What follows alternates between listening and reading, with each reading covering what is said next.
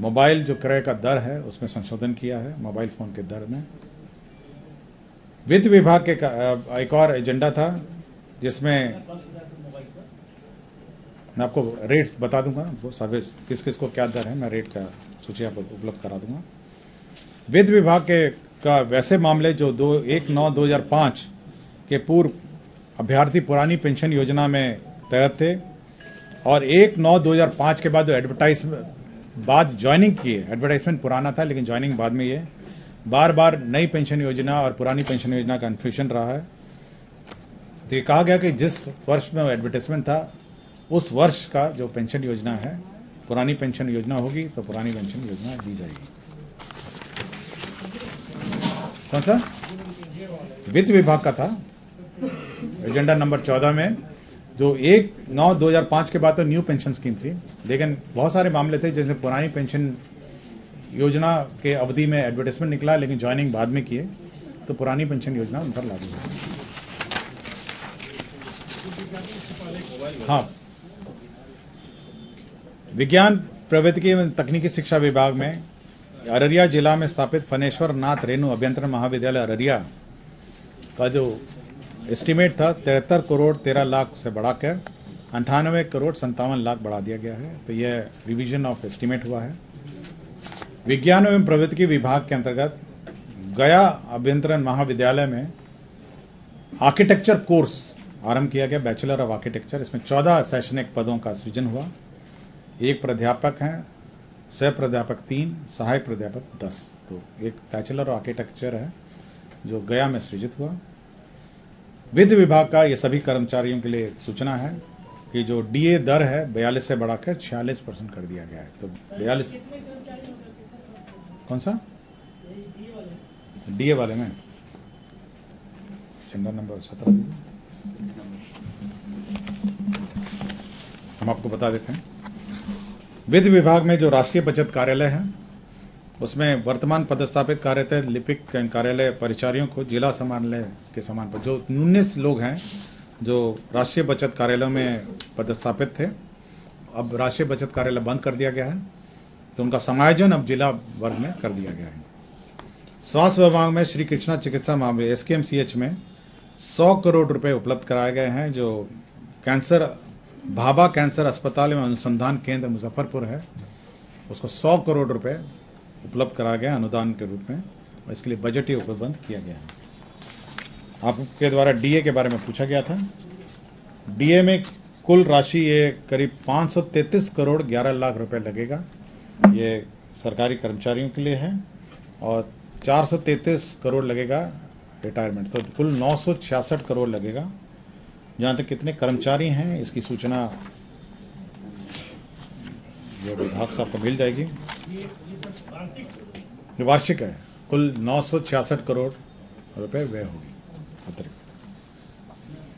तो स्वास्थ्य विभाग का मैंने आपको बताया कि भाभा कैंसर अस्पताल अनुसंधान केंद्र में 100 करोड़ रुपए उपलब्ध करा गए हैं।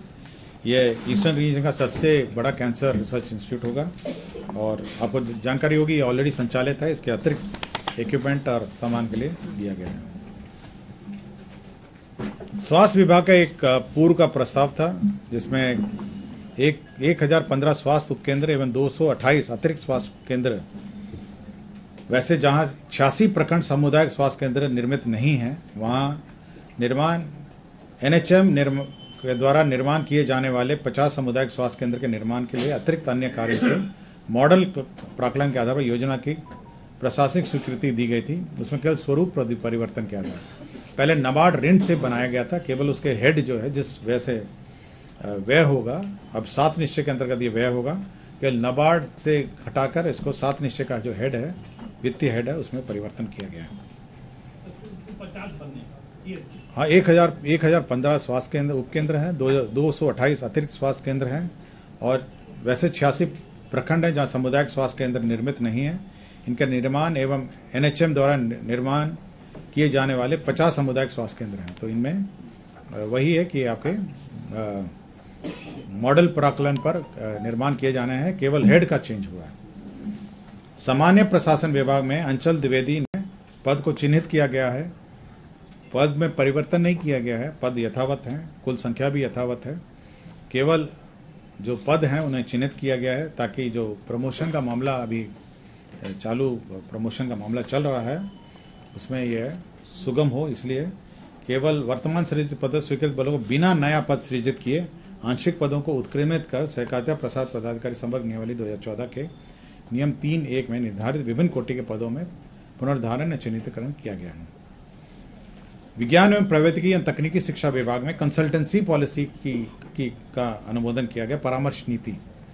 इसमें जो हमारे इंजीनियरिंग कॉलेज में जो हमारे प्रोफेसर्स हैं, असिस्टेंट प्रोफेसर, असिस्टेंट प्रोफेसर हैं, वो विभिन्न संस्थाओं का कंसल्टेंसी असाइनमेंट ले सकेंगे और कुछ राशि संस्था को मिलेगी और कुछ राशि जो कंसल्टेंसी कर रहे हैं उन लोगों को, तो कुछ मामलों में 30% कंसल्टेंसी करने वाले कर्मियों को मिलेगी और 70% संस्था को मिलेगी और कुछ में 60 और 40 का रेशो है।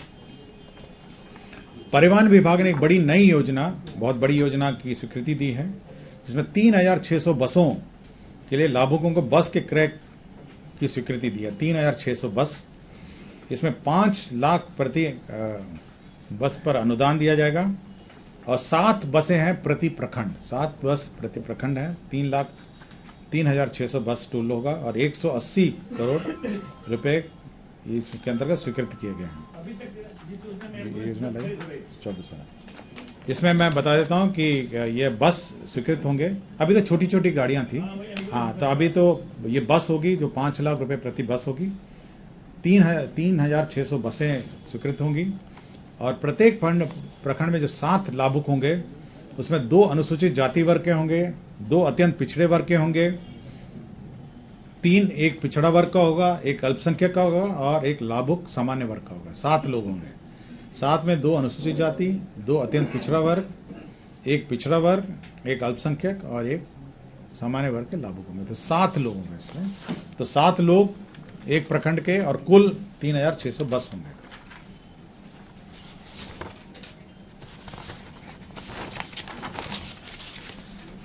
राजस्व भूमि सुधार विभाग का एक और मामला था, जहानाबाद जिला के अंतर्गत है। ये केवल एक पुराना मामला 1987 का था, जिसमें जमीन बदलैन का मामला था। कुछ लोग इस जो रैयत हैं उनकी जमीन पे बस गए थे। बाद में सरकार ने निर्णय लिया कि जो बस गए हैं उनको बंदोबस्त कर दिया जाए।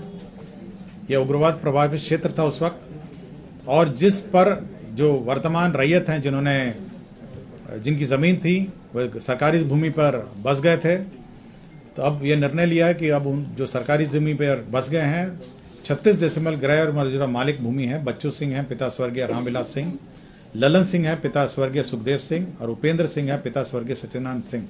इनको बंदोबस्त कर दिया जाए। उद्योग विभाग द्वारा बिहार की लॉजिस्टिक पॉलिसी स्वीकृत कर दी गई है।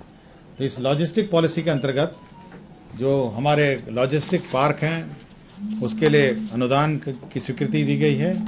साथ ही साथ मैं सारे कंपोनेंट पढ़ देता हूं किस किस मामलों में दी गई है। इसमें लॉजिस्टिक पार्क के लिए दी गई है, लॉजिस्टिक यूनिट्स के लिए दी गई है, मल्टी मॉडल लॉजिस्टिक पार्क के लिए दी गई है। इसमें सभी में जो हमारे इस विशेष नीति के अंतर्गत जो बिहार इंडस्ट्रियल पॉलिसी 2016 है वो दिया जाएगा, और साथ ही साथ जो कैपिटल सब्सिडी है वो करीब 10% है, विभिन्न लिमिट्स के अंतर्गत है। 10% का लिमिट है और किसी में 10 करोड़ का लिमिट है, किसी में 2 करोड़ का लिमिट है, किसी में 3 करोड़ का लिमिट है, किसी में 1 करोड़ का लिमिट है। बहुत सारे डिटेल्स हैं। तो विभिन्न प्रकार के जो लॉजिस्टिक यूनिट हैं उसके लिए बिहार लॉजिस्टिक पॉलिसी स्वीकृत की गई है। लॉजिस्टिक पार्क है, लॉजिस्टिक यूनिट्स है और मल्टी मॉडल लॉजिस्टिक पार्क है। यदि किसी को डिटेल चाहिए तो मैं अलग से इसको उपलब्ध करा दूंगा।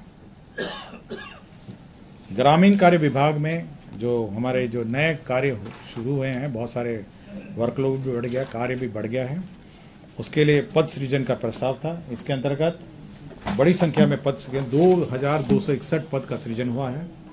इसमें सबसे बड़े जो पद हैं वे बेसिकली निम्न वर्गीय लिपिक हैं, क्लर्क ग्रेड के 425 हैं।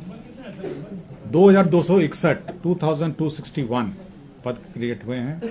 इसमें प्रयोगशाला सहायक है 42 और शोध सहायक है 102। तो इसमें जो क्वालिटी कंट्रोल है उसके लिए मेजर पद सृजित हुए हैं। साथ ही साथ पद कार्य प्रभारी हैं सभी पदों के कार्य प्रभारी हैं। उसमें 1069 इसमें स्वीकृत हुए हैं और साथ ही साथ मल्टीटास्किंग प्रचारी 382 हैं। साथ ही साथ कार्य अंचल दरभंगा में कुछ परिवर्तन किए गए हैं और कार्य अंचल समस्तीपुर, इन दोनों कार्य प्रमंडलों में संशोधन भी किए गए हैं। तो 2261 पद नए सृजित किए गए हैं ग्रामीण कार्य विभाग में। स्वास्थ्य विभाग के अंतर्गत इंदिरा गांधी आयुर्वेदिक संस्था में